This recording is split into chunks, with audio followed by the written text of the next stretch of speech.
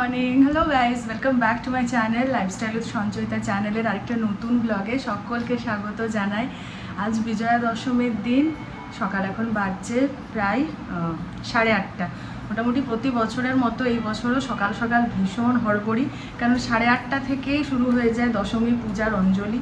যাই হোক, এখানে আমাদের পাশে যে মন্দির রয়েছে পাড়ার পুজো, সেখানে অলরেডি শুরু হয়ে গেছে পূজা আর অঞ্জলির জন্য ডাকছে, কিন্তু আমি যাব আমার বাপের বাড়ি পাড়া নডিহা, কারণ ওখানে না গেলে সিঁদুর খেলা, ঘট বিসর্জন জাস্ট ভাবা যায় না আর কি। তো আমি কালকে রাত্রিবেলায় দেখলে মোটামুটি বাড়ি ফিরতে বেজেছে 3টা, শুতে শুতে 3:30, কিন্তু আজকে তো উঠতেই হতো। 7টা নাগাদ উঠে স্নান টান সেরে রেডি হয়ে গেছি, কিন্তু পোগো বাবুর এই অবস্থা, লটর পটর করছে। তো পোগোকেও নিয়ে যাচ্ছি, মায়ের কাছে ছেড়ে দেবো, কারণ মা তো বিজয়া করতে যায় না, বৌদিই যায়। তো ওখানে থেকে খাওয়া দাওয়া করে কোনো অসুবিধা হবে না, দিয়ে আবার যখন ফিরে আসবো তখন ওকে নিয়ে চলে আসবো। চলো, ঘট বিসর্জন হতে আমাদের অনেকটাই সময় লাগে, ওখানে মোটামুটি 11:30 12টা বেজেই যায়। তুম উঠে যাও, চলো বেরিয়ে পড়ি উপর। ওহো, আমার সাজুগুজুটা দেখিয়ে দিই। কলাক্ষেত্র শাড়িটা পরেছি রেড কালারের, এটা তো তোমাদের এই বছর দেখাইনি। এই বছরের শাড়িটা নয়ও, আগের বছর মনে হয় নিয়েছিলাম, কিন্তু নতুন রাখা ছিল, পরাই হয়নি। তো এবারে এটা পরলাম। আর এই চোকারটা পরেছি, এটাও তোমাদের সঙ্গে শেয়ার করিনি, হলো 2-3 মাস হলো এটা হয়েছে বানানো। আর এটার সঙ্গে একটা ট্র্যাজেডি রয়েছে, স্টোরি রয়েছে, সেটা পরে কোনো দিন শেয়ার করব। নতুনটা ফার্স্ট টাইম পরলাম।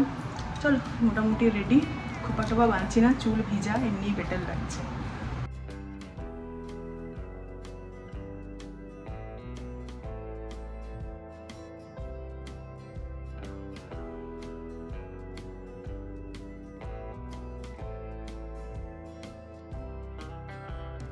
চটপট রেডি হয়ে প্রায় দৌড়তে দৌড়তে চলে এসেছি মন্দিরে। সবাই মোটামুটি দৌড় লাগাচ্ছে, কারণ অলরেডি অ্যানাউন্স চলছে যে আর কিছুক্ষণের মধ্যেই পুষ্পাঞ্জলি শুরু হয়ে যাবে। আসার সময় মায়ের কাছ থেকে অপরাজিতার ডালখানা আনতে কিন্তু ভুলিনি, সাথে সিঁদুর বিজয়ার। পৌঁছে পরে দেখলাম যথারীতি প্রচুর ভিড়, যেটা প্রতি বছর হয়ে থাকে, এই বছরও তার কোনো অংশে কমতি হয়নি।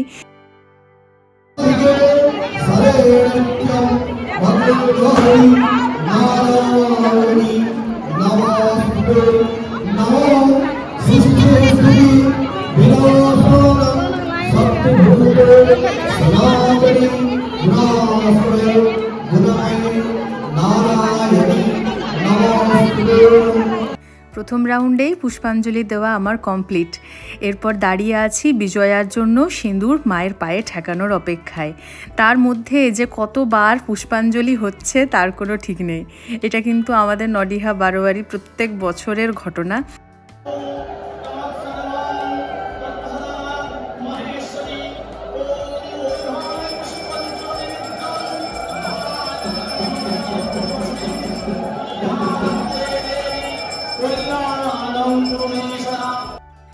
ঘট বিসর্জনের পর এরপরে বিজয়া শুরু হয়েছে।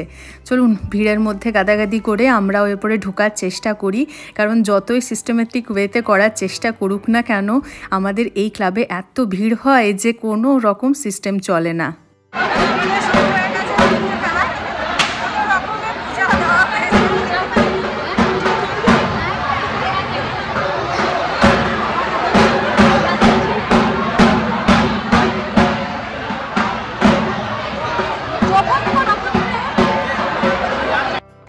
শুরু হয়ে গেছে আমাদের সিঁদুর খেলা, সাথে শুভ বিজয়া শুভেচ্ছা বার্তা জানানোর পালা।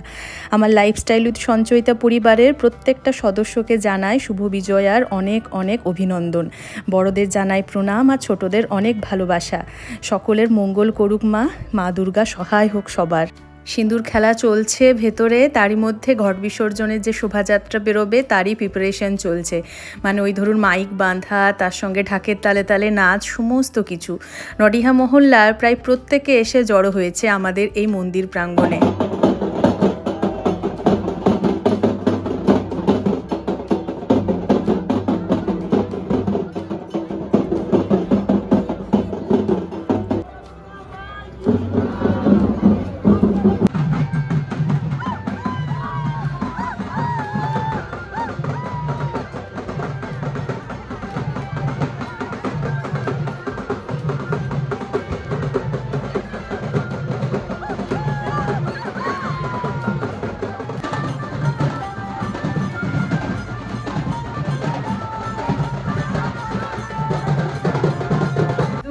বাড়ি ফিরে চলে এলাম, আর পোগো রয়ে গেছে, পুরো মুখ একদম লাল হয়ে গেছে। আমরা ভীষণ মজা করি, ভীষণ মজা, যেমনি মজা হয় সিঁদুর খেলায়, তারপরে ঘট বিসর্জন করে বাড়িটা অবধি আসি, শেষ অবধি যাওয়া হয় না, তো খুব মজা হলো। যাই হোক, ঠাকুর সহায়, আসছে বছর যেন সব কিছু আরও ভালো করে সব কিছু হতে পারে। আসছে বছর আবার মানে 100 বছরের পূর্তি হচ্ছে আমাদের ক্লাবের, তাহলে আসছে বছর অনেক কিছু আরও নিশ্চয়ই ভালো কিছু আরও করা হবে। তো যাই হোক, চলো আপাতত এই সমস্ত কিছু শাড়ি টাড়িটা খুলি, এগুলো হালকা করে তুলবো। আজকে তো শ্যাম্পু করতেও নেই, আর খুব ভালো করেও নাকি ক্লিন মানে একেবারে করতে নেই, গালেরগুলো একটু, এখানেরগুলো খালি ক্লিন করব, নাক গাল এগুলো একটু কেমন লাগছে ক্লিন করব। দিয়ে আমরা সবাই মিলে আজকে দুপুরবেলায় মানে লাঞ্চে যাচ্ছি, মানে সবাই মিলে, হ্যাঁ আমাদের 3 জনেই বেরোচ্ছিলাম এতদিন। আর আমাদের পাড়া থেকে যেহেতু লাঞ্চের 3 দিনের প্রোগ্রাম ছিল করানোর, তাহলে বাবারা সেখানে খাচ্ছিল।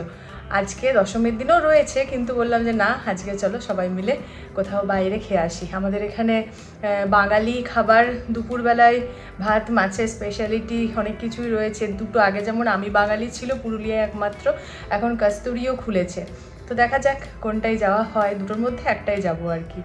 আর পোগো আসেনি, যথারীতি রয়ে গেল, তো একটু পরে যাব ঐশীকে নিতে, তখন পোগোকেও নিয়ে আসবো।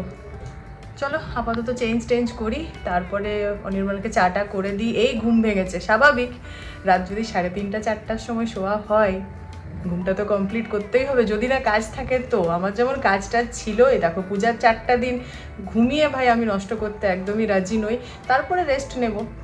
আর রেস্ট নেওয়া এবারে যাচ্ছে না, তোমাদের হয়তো এখনো অবধি সেভাবে বলিনি, গত কিছুদিনের মধ্যেই মানে অনেক কিছু প্রোগ্রাম হয়েছে। আর আমরা আগামী পরশুদিন মানে দ্বাদশীর দিন পুরী বেরোচ্ছি। পুরী যাওয়ার স্পেশাল কারণ হচ্ছে পোগোর জন্য, পোগোর বলতে গেল ড্রিম ডেস্টিনেশন হচ্ছে পুরী, তো সেখানে আমরা এখন যাব পরশুদিন রাত্রিবেলায় ট্রেন, তো সেটার একটা গোছানো বাগানোর একটা ব্যাপার তো রয়েছে। আপাতত চলো এগুলো সমস্ত কিছু চেঞ্জ করি, একের পর এক তো ব্লগ আসবেই, তখন তোমরা দেখতে পাবে। রেডি হয়ে গেছি, আবার আসছি আর যাচ্ছে এই সমস্ত কিছুই চলছে। সালোয়ার স্যুট করে দিয়েছি, সালোয়ার না 2 পিস আর কি, কট সেট, আর একটু সাজুগুজু হয়েছে, এটা হচ্ছে বেশি আর করলাম না। চলো বেরিয়ে যাই।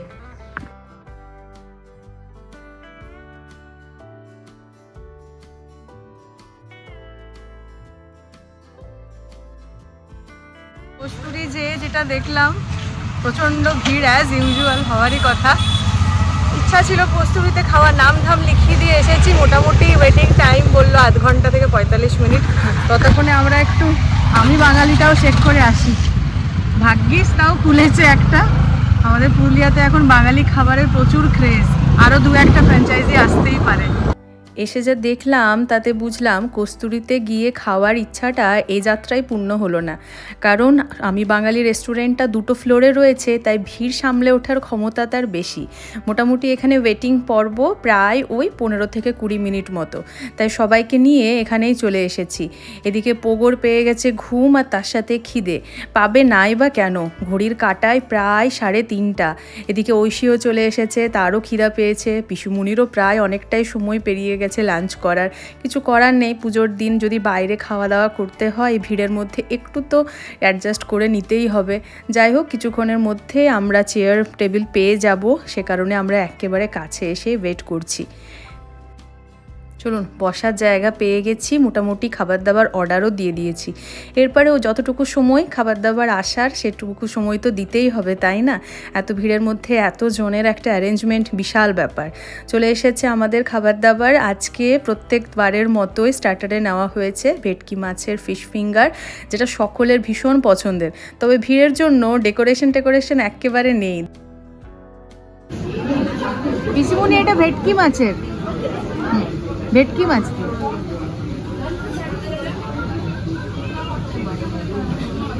বাকি মেনুতে রয়েছে ভাত, ডাল, তার সঙ্গে রয়েছে ঝুরি আলু ভাজা, আর সিগনেচার ডিশ কচু পাতায় চিংড়ি ভাপা, তার সঙ্গে নেওয়া হয়েছে চম্পারন মাটন। আর যে সমস্ত মাছের ডিশগুলো নিয়েছি তার মধ্যে অবশ্যই চিংড়ি মাছের মালাইকারি নেওয়া হয়েছে। চিংড়ি মাছটা মোটামুটি আমরা সকলেই খেতে পছন্দ করি, আর পোগো এখানে এলেই কেন জানি না ও নিজে হাতে ভাত খেতে ভীষণ পছন্দ করে। এরপর একে একে যোগ করেছে ভেটকি পাতুরি আর তার সঙ্গে কাঁচা আমের চাটনি। এই সিজনে যে কাঁচা আমের চাটনি আমরা পেয়েছি সেটাই বিশাল ব্যাপার। দেরি হলেও সকলে যে তৃপ্তি সহকারে খেয়েছে সেটাই ভালো, তাই না? চলুন এখান থেকে মোটামুটি বাড়ি ফিরে যাই, তারপরে দেখা যাক আর রাতের প্রোগ্রাম কি করা যায়। বেরোনোর সময় দেখলাম এত সুন্দর করে নতুন পেইন্ট করা হয়েছে রেস্টুরেন্টের চারপাশটা ধরে, আমাদের বাঙালি থিমের সমস্ত কিছু দিয়ে। যাবার সময় হড়বড় করে ঢুকে গেছি, তখন পেটটা তো খিদায় চুঁই করছে, তাই এত কিছু সাজানো গোজানো সত্যিই চোখে পড়েনি। যাই হোক, পূজা স্পেশাল খুব সুন্দরভাবে সাজানো রয়েছে চারপাশটা, ভীষণ ভালো লাগলো দেখে। রাত্রি এখন প্রায় বাজে 10টা। আজ 35 বছর পর আমার একটা বিশেষ ইচ্ছা পূরণ হতে চলেছে। এর আগে সময় সুযোগ বা পূরণ করার মানুষটা পাশে না থাকার জন্য সব কিছুই কেমন যেন অগোছালো ছিল। আজ এত বছর পর এই সামান্য ইচ্ছাটা পূরণ হতে চলেছে। শুনলে মনে হবে ভীষণই সামান্য, কিন্তু ছোট ছোট এক একটা ইচ্ছা পূরণ করার সময় সুযোগ যখন হয়ে যায় মনটা এত ভালো লাগে। তো আজকে যে বিশেষ ইচ্ছাটার কথা তোমাদেরকে বলছিলাম সেটা হলো মায়ের বিসর্জন দেখা। আসলে আমাদের পাড়া দিয়ে যে সমস্ত বিসর্জন হয় বা আমাদের বাড়ির পেছনে যে পুকুর রয়েছে সেখানে ঠাকুর বিসর্জন হয়, সেটা প্রায় মাঝরাত্রি, তখন আর যাওয়ার সুযোগ হয়নি। আজ আমাদের শ্বশুর বাড়ির পাশেই সাহেববাঁধ রয়েছে আর অনির্বাণ রয়েছে আমার সঙ্গী হিসেবে, তাই দুজনে মিলে চললাম এই প্রথমবার বিসর্জন দেখতে।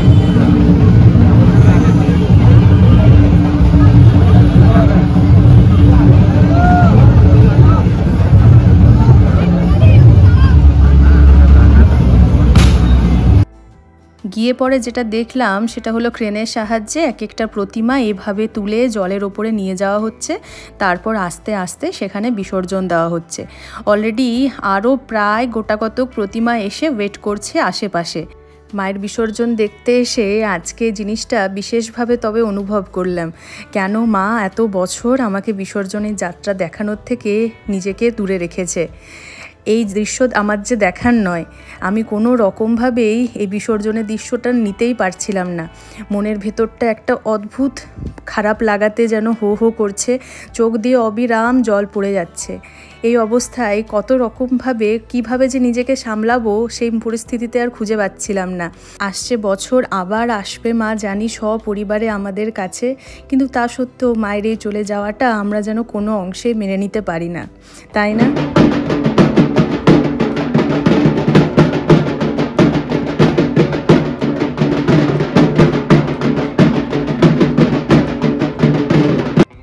আপামোর বাঙালির কাছে দশমী মানেই মন খারাপের দিন। সকলকে কাঁদিয়ে মা চললেন শ্বশুর বাড়ি, আরও একটা বছরের অপেক্ষা। আজ যে শুধু আমাদের চোখে জল তা না, প্রকৃতিও কাঁদছে। যে মুহূর্তে বিসর্জন শুরু হয়েছে তার সাথে পাল্লা দিয়ে শুরু হয়েছে মুষলধারে বৃষ্টি।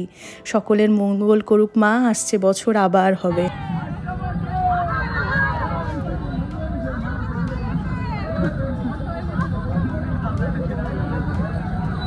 মনটা এতটাই খারাপ হয়ে গিয়েছিল যে সঙ্গে সঙ্গে বাড়ি ফিরতে আর ইচ্ছে হলো না। তাই অনির্বাণকে বললাম চলো কোথাও চা খেয়ে আসি। তো আমাদের দেশবন্ধু রোডের ওপরেই রেস্টুরেন্ট রয়েছে একটা, সেখানে এই স্পেশাল তন্দুরি চাটা পাওয়া যায়। তো দুজনে মিলে চলে এলাম তাই চা খেতে। গ্লাস শেষ হয়ে যাওয়ায় ভাঁড় ভর্তি চা খেলাম দুজনে মন ভরে। আর তার সঙ্গে বৃষ্টির কারণে আটকে থাকায় পূজার শেষে একটা আলোচনাও এক পর্ব চুকে গেল, কি হলো, কোনটা ভালো হলো, কোনটা আরও ভালো করা যায়। চলুন এরপরে বাড়ির পথে পা বাড়াই। এই রাস্তাটা গত 3-4 দিন ধরে ভীষণভাবে অন্যরকম ছিল, আপনাদেরকে দেখিয়েছি আমার ব্লগে।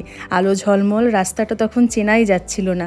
যাই হোক, মানুষের আবার স্বাভাবিক ছন্দে ফিরতে একটু দেরি লাগবে।